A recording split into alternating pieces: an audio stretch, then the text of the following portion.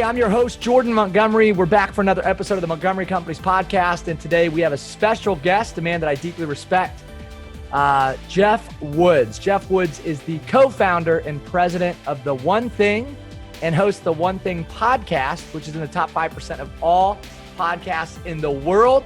One thing that makes this guy special is he has interviewed some of the world's leading experts, top thought leaders, people like Michael Hyatt, Rachel Hollis, Tom Bilyeu, Bruce Buffer. Here's what defines Geoff's success. His association, I feel like his association has determined his destination, and he knows it, and he's been very purposeful with the people that he's surrounded himself with. He abides by this quote, one of his favorite quotes: "You are the average of the 5 people you spend the most time with." Geoff set out on a mission to surround himself with high-level CEOs and successful entrepreneurs. Fast forward, Geoff went from employee to entrepreneur, launching a company with co-authors of the best-selling book, The One Thing. Geoff has been featured at entrepreneur.com and is on a mission to teach people how to take back control of their time and get clarity on how they want to invest it. Geoff, welcome to the show. Thanks for joining us. Jordan, absolute pleasure. So our audience needs to know this. You made this really intentional decision to join Gary Keller and Jay Papasan. For our audience, if somebody doesn't know Gary Keller, they should know this. Gary Keller is behind Keller Williams Real Estate today. Correct me if I'm wrong. Largest real estate company in the world, correct? Yeah, number one in every category. In 155,000 agents and counting. I think we're up to 200,000 now. 200,000. Outdated stat, no big deal. So you didn't just join like some successful business leaders. You literally joined like the titans of the real estate industry. And then on top of that, since you made that move, you've consistently been surrounding yourself with top talent. Again, you've interviewed Tom Bilyeu, Rachel Hollis, Dave Hollis, Michael Hyatt, like the list goes on, and you run a top 5% podcast. I want to know, number one, what drives this desire to get around the right people? And then number two, I just love to learn and hear from you. How has that shaped your growth and development? Sure. So prior to co-founding this company, I was in medical device sales, which was a great job. But I think like a lot of people, they know what it feels like to wake up being happy doing something, but lacking fulfillment.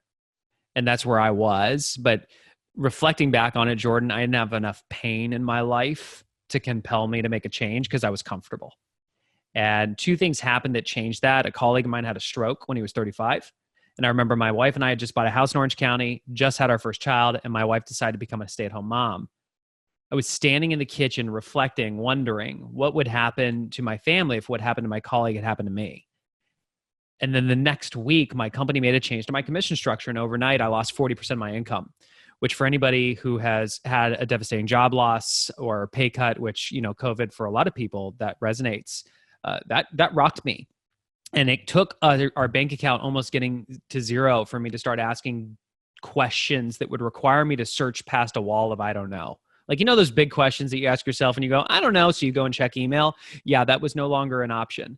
So I heard the Jim Rohn quote that you're the average of the 5 people you spend the most time with in that moment.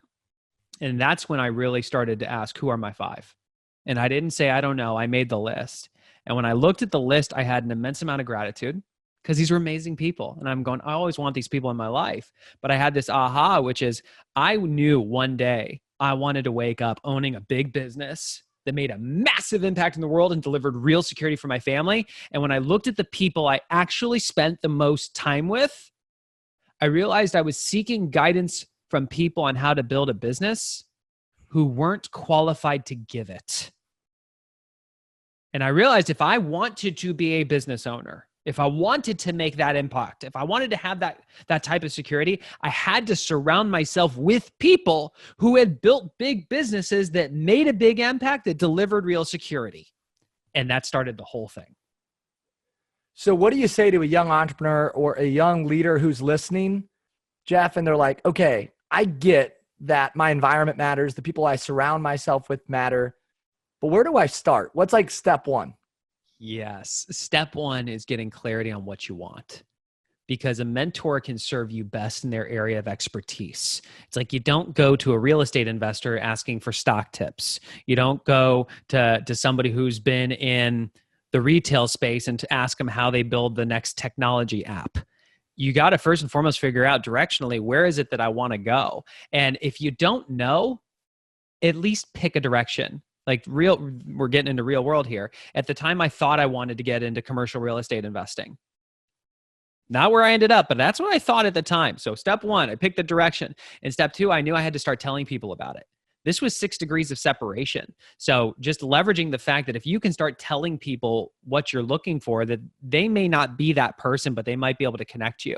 And I literally started when I would sit down with people and they'd ask, I'd start every conversation, what's new? And what do most people say? Not much. Not much. But then they respond by asking, what's new with you? And here was the shift. Instead of saying not much, I started saying, you know what? I actually got clarity that I want to get into commercial real estate investing, and I'm looking to surround myself with some successful commercial real estate investors. Zip the mouth. Because one of 3 things is happening in that moment, Jordan. They're asking themselves the question, am I that person? And if the answer is no, they're wondering, do I know that person? And if the answer is no, whether they realize it consciously or not, they filed it away in their mind. And as they go through their days, if they were to come across somebody who isn't in that, there might be that light bulb that goes off that says, didn't that guy want to meet somebody like this? And in that moment, they would consider making the introduction. Now, this might sound really airy-fairy and like, yeah, does that really work? True story. Very first time I did this, I sat down with somebody. We were having a conversation. He asked what I was up to, and I told him I was looking to get into real estate and surrounding myself with successful investors. Very first time I had met this guy, and he sat back in his chair and started rocking back and forth. Back and forth. And he went, you know what? Come to my house tomorrow. There's somebody I want you to meet. Now, a little perspective. This guy is a very well-known author. He was a very heavy hitter. I was shocked he was even sitting down with me. I was shaking in my boots that he wasn't talking to me. The fact that he was inviting me to his house, I was blown away. And by the way, I live 2 hours away. I drove 2 hours to meet this guy. And I'm going, okay, I got to drive back 2 hours tomorrow. Yes, I will be there. When I got to his house, he introduced me to this guy. Nothing special about this guy, not dressed well or anything.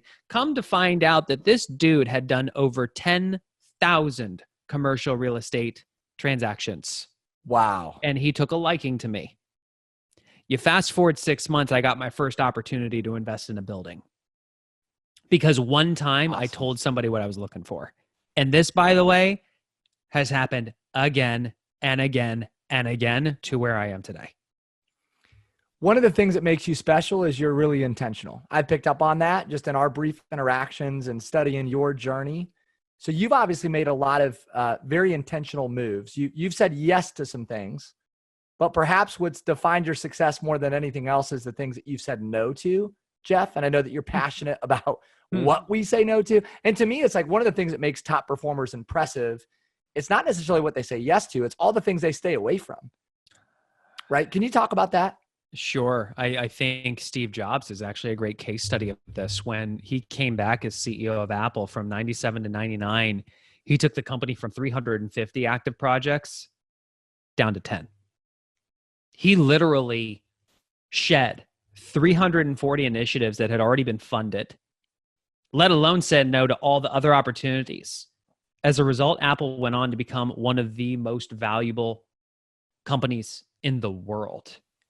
And this is in the one thing. And it's just something that, you know, you're the average of the 5 people you spend the most time with. When I had the opportunity to turn this book into a company, I had to start living the one thing. And that meant I had to be really clear on what mattered most. And until that was done, everything else is a distraction. Why do we struggle to say no? Unpack it. Because we're not clear on what we should be saying yes to. That simple. Get clear. Yeah. I mean, you ready? Most people open their computer and what's the first thing they do? Go to social media? I don't know. What do they do? Social media or check email. Until we used to go to a meeting, but now we hop on a Zoom call. Until we get off, we realize we have 5 minutes, so we check Facebook or email, and then we get a call and somebody asks, hey, do you got a minute? And you ever had one of those days, Jordan, where you were really busy and you looked up at the end of the day and you went, I was busy. Did I get anything done? It's so good. That Yep. is how the majority of people live. And that's why we say they spend their time, but they don't invest their time. It's They good. spend it. They do not invest it, because when you invest, you have an expectation of a return.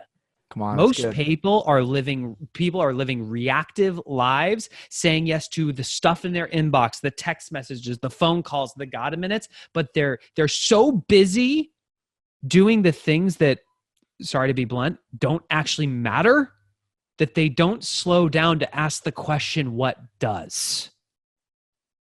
They are not clear on what they should be saying yes to. I want everybody to hear that again. Most people don't invest their time, they spend it.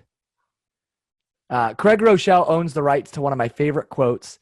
He says, there are fewer things more stupid than doing something really well that does not need to be done. And when I think about the essence of the one thing, like that's what you're unpacking for people, right? Is like, hey, it's not that you're lazy. It's not that you don't care. It's just that you're doing a bunch of things that don't matter. And as a result, you're not achieving the results that you should achieve. Correct. And the thing that's missing is asking the question. Like if we look at the back cover of the one thing, it's a big question mark. The journey of the one thing is not an answer, it's a question. It's a journey of asking big questions and searching for those answers. The challenge is we were not taught as kids in school to ask questions. We were taught to have the answers. We were taught to memorize. Yet as an adult, as a professional, when we encounter challenges, it's not about having the answers. It's about asking questions that stretch us to think. We have to search for those answers. That's what the whole journey is about. So I love this question that you pose at the one thing, and I know that you talk about this often. There's this question, what is the one thing you could do such that by doing it would make everything else easier or unnecessary? Tell us about that question. This was back when Gary Keller was trying to grow Keller Williams. He was really struggling to get the lift that he wanted. And every week he'd sit down with his top leaders just to review what their priorities were. And they'd present the list and they'd agree on it. And he'd say, great, go be successful. And week after week after week, they'd come back accomplishing numbers 3, 4, and 5, but not 1 and 2. And Gary started asking, if you could only accomplish 3 things, what would it be? Next week, they came back, 2 and 3 were done, but not number 1. And so he narrowed it down. If you could only accomplish 2 things this week, what would it be? They'd come back the next week, number 2 would be done, but not number 1. And it was actually out of frustration that he blurted out, what's the one thing you can do? Such that by doing it, everything else would be easier or unnecessary. And when he started challenging people to identify that lead domino, not everything that's on your plate, but just like dominoes, the best way to knock them all down is to line them up and whack away at the first one first. If they could just have clarity on what that one thing was, everything else would be easier or unnecessary. And the company exploded.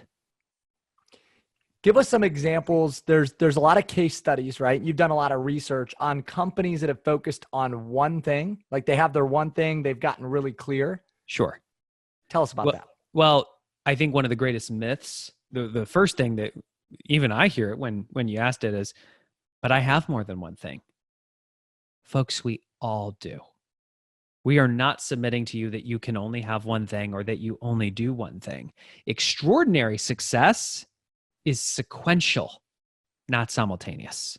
It's just one thing at a time versus everything at the same time. And people are going, oh, that makes sense. Yet if I challenged you to think about how you move through your day, most people treat it like it's simultaneous.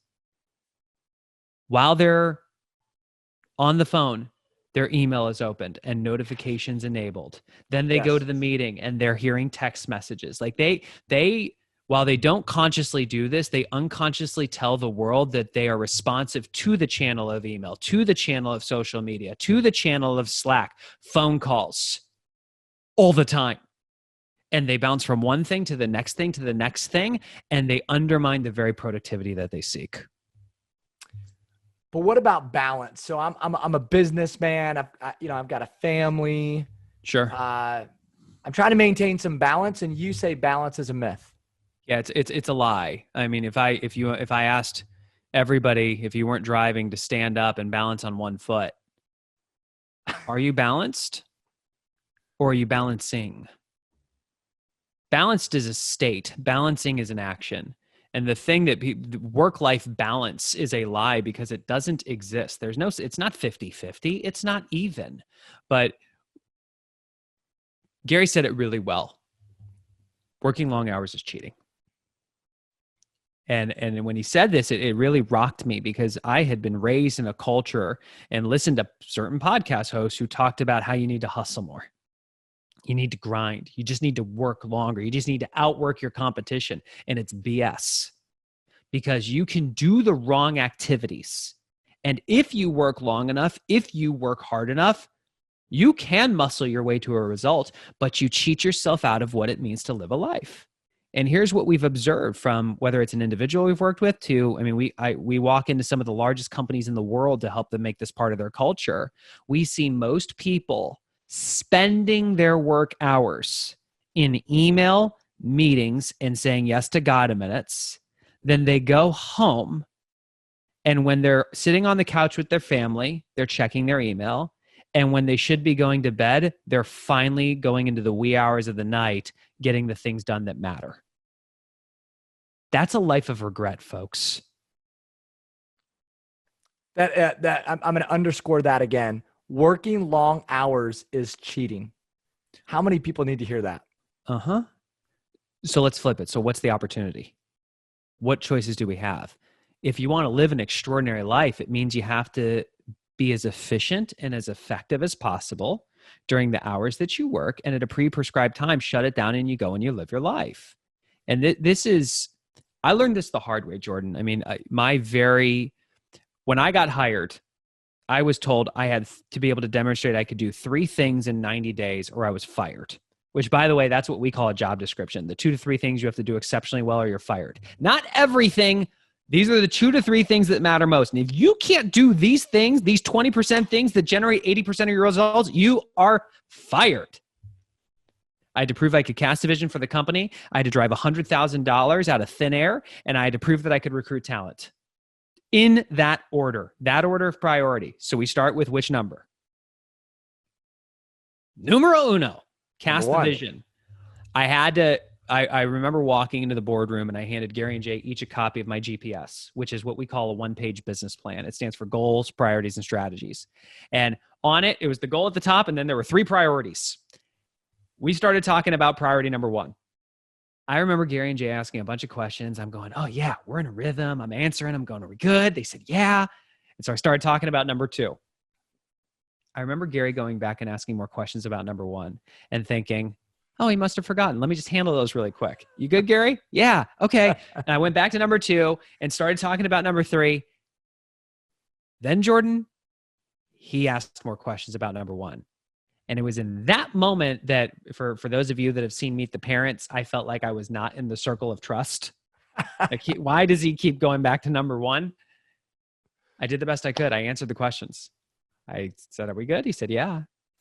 And so I started talking about number 3. And after about 10 seconds, he stopped me. And he asked, Geoff, do you need to do number 3 in order to do number 2? I said, no. He asked, do you need to do number 2 in order to do number 1? I said, no. Then he said, okay, do me a favor. Draw a line between number 1 and number 2. And he waited while I drew the line. And he said, actually, even better, rip the page in half.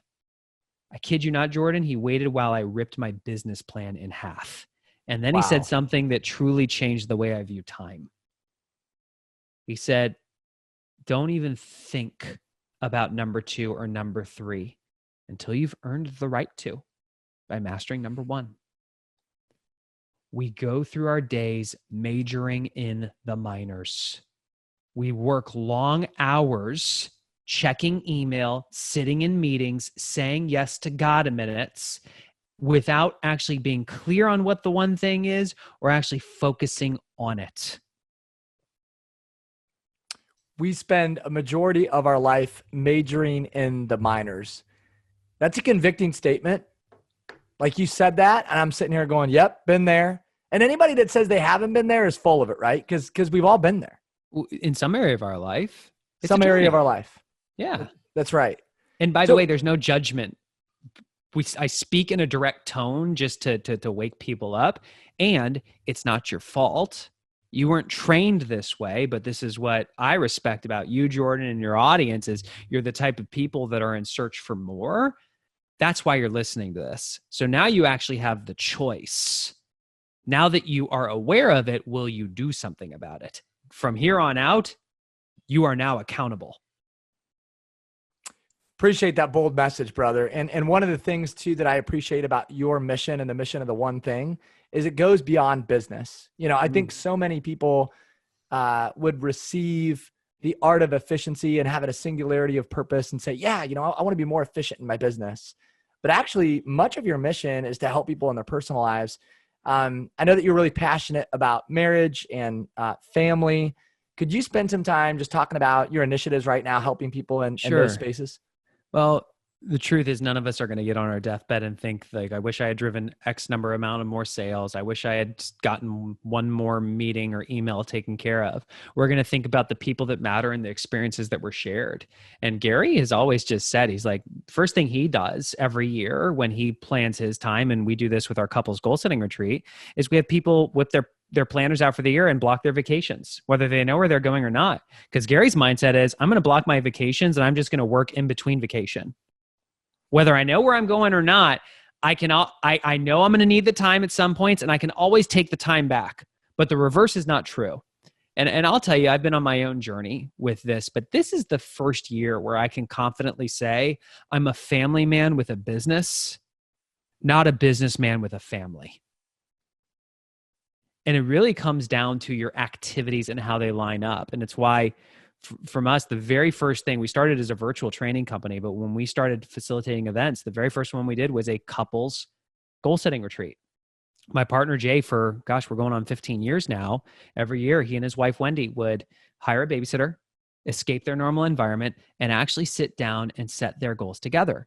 Because while probably most people who listening to this have set goals, they don't have a simple way to set them with the people who are vital to their success. And we wonder why we set goals and don't feel the support from those people. It's because we never enlisted them in the process. And so much becomes possible when you can do it. But all these limiting beliefs pop up, like, what if our goals aren't the same? Or what if we're growing apart?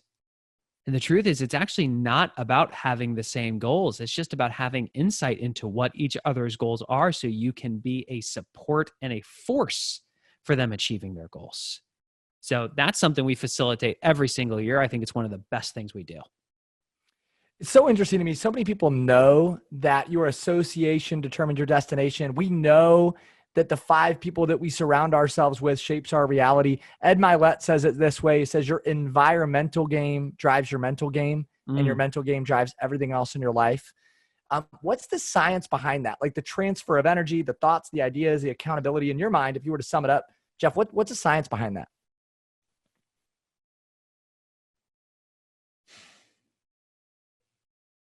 Ask that one more time.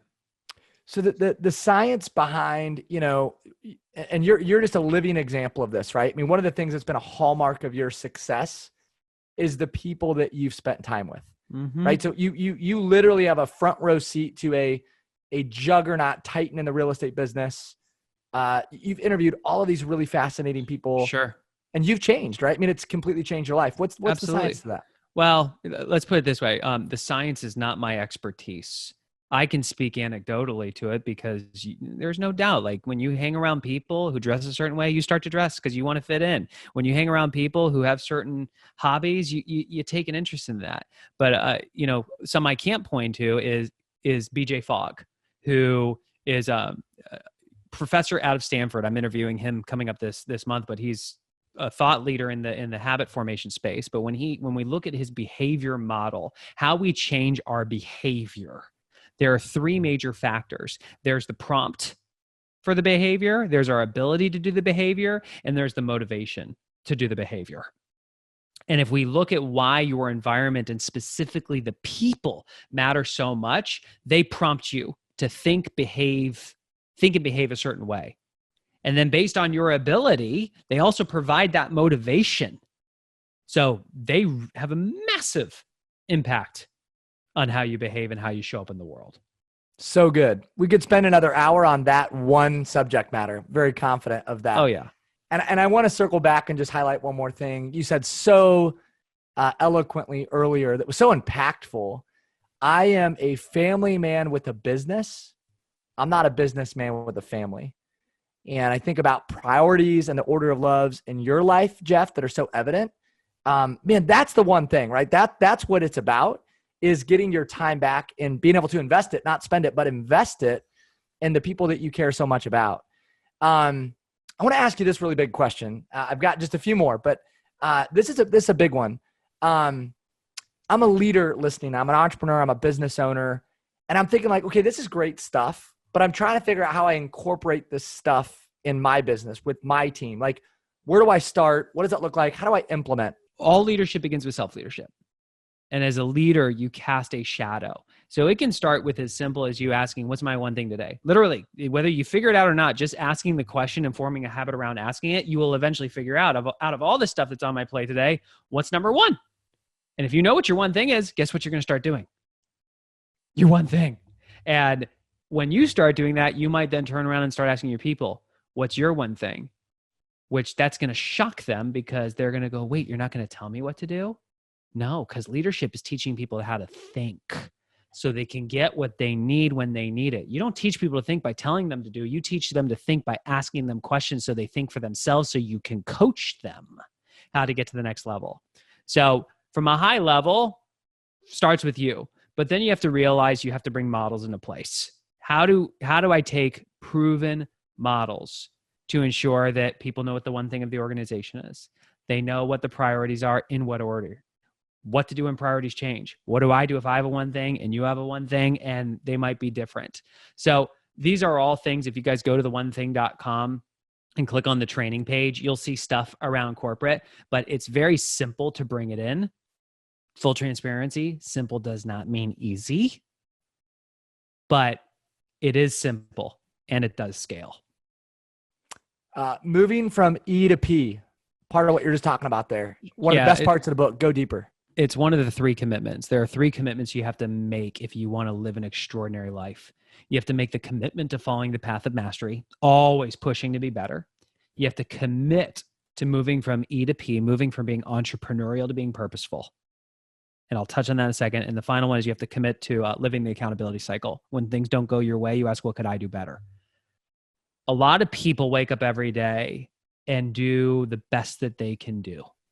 But I remember hearing Gary ask a question, are you doing the best that you could do, or are you doing the best that can be done? Frankly, the best that you can do is irrelevant because it's reinventing the wheel. What the most successful people do is they stop relying on their natural ability, which, by the way, means you're going to hit a ceiling of achievement. You recognize anytime you're hitting a ceiling of achievement, you need to get purposeful. You need to look out and look for models, proven ways of doing it the best that can be done, and following that model. Because when it happens, you shatter that ceiling of achievement. That's all it means. Stop doing what comes naturally and instead look for examples of the best that can be done and start behaving in that way, which is exactly why those 5 people are so freaking important. I love that. James Clear, your guy, James Clear says, goals are great for setting a direction. Systems are best for making progress. So much truth in that statement. You've referenced time blocking now a couple times. I can't let you go without asking you about time blocking. I'm going to tell our audience, if you want to know more, you just got to pick up the book. So much of what you're talking about, I mean, we're going like an inch deep. Because we don't have a lot of time. So they just need to read the book. But if you were going to paraphrase, tell us a little bit about why time blocking is so important to you. Time blocking is scheduling time with yourself for what's most important. Most people are great at scheduling appointments with other people for the meetings that they got invited to, for their doctors or, whatnot. They're not great though at saying what really matters most that I can drive and putting that in the planner or the digital calendar and protecting it. Think of it like a 20% big rock. And if you imagine this big, massive boulder in the middle of a river, when the water hit it, what would it do? Go around it. Right. That's what time blocking is. Place your big rocks, the things that matter most, those 20% priorities that generate 80% of your results. Place those in the planner and in the digital calendar and make everything else flow around it, which is counterintuitive. Well, it makes perfect sense, but it's not how people live. Most people say, let me get all the stuff done so I can free up time to get to that, which is what they're really saying is, let me do all the stuff that doesn't matter so I can hopefully have time to do the thing that matters most. And it's backwards. You're like a walking encyclopedia of like quotes and strategy. And I want to go back to, I mean, it's obvious, Geoff, that you spend time with just brilliant thought leaders, right? Like I invest time with brilliant you invest time. Thank you. You invest time with thought leaders. I like to ask people, anybody who's ever invested significant time with a thought leader, significant time, I love to ask them, like, what are the things that you're learning, right? So like, if I could sit down with Scottie Pippen, I'd have a lot of questions for him. One of them would most definitely be, what was it like to hang out with Michael Jordan? And in your space, in a certain space, in the real estate space, you've been a Scottie Pippen, right? Or a Steve Kerr, however you want to define that. Like, you've been close to somebody who's done it at the highest level. I want to know if you could break it down. Like, what are one or two things? You've already shared a bunch, but one or two lessons that maybe you haven't shared that have been really important to you that you've learned from Gary Keller. What would those lessons be? First was the why everything does not matter equally, which was that story about my business plan. That was in that moment, Jordan, I realized it felt like I had been living my entire life in black and white and never knew it. And I suddenly saw color for the first time. Because suddenly I understood that there is a number one priority and then there's everything else. If I put you on FaceTime and walked into Gary's office, he has this piece of paper that's been on his desk for over a decade that says, until my number one priority is done, everything else is a distraction. And I remember sharing that with somebody once and they said, well, he gets to do that because he's Gary Keller. And I said, is that the truth, or is he Gary Keller because he does that? Oh, that's good. I mean, he's a self-made billionaire as a result of behaving that way. So that's hands down number one. Dude, if I can only share one thing, that's it. That's it. It's gold. So much gold in what you just shared. Our audience is better off having spent time with you today. And I know we got a bunch of people that want to know how they can get more of Geoff Woods into one thing. Sure. Well, I want to know how I get more of Geoff Woods into one thing. I'm like, how do I extend this time? Like, can I get, you just text me. I appreciate well, you guys are already listening to a podcast. So we are. Click the search button and then type in the one thing, and that's all spelled out. The ONETHING. The website is the one thing, but it's with the number one instead of being all spelled out. So the number one thing.com. And for those of you, if you have a significant other, the highest value we can bring to you is our couples goal setting retreat. This has saved marriages. It changes marriages. And we actually have a series this year, since it's virtual, that we have one weekend where we are focusing specifically on couples. And the following weekend, we're doing one for individuals and teams. That's at theonething.com/set-my-goals. And for those of you, if you're a leader in a company and you're going, okay, how do I actually make this part of my culture? Head over to theonething.com/training, and under the corporate section, just opt into one of those options, and it flows to me anyways. And I'd love to have a connection with you. Awesome, man. I know that we'll have listeners that flock toward you after the interview.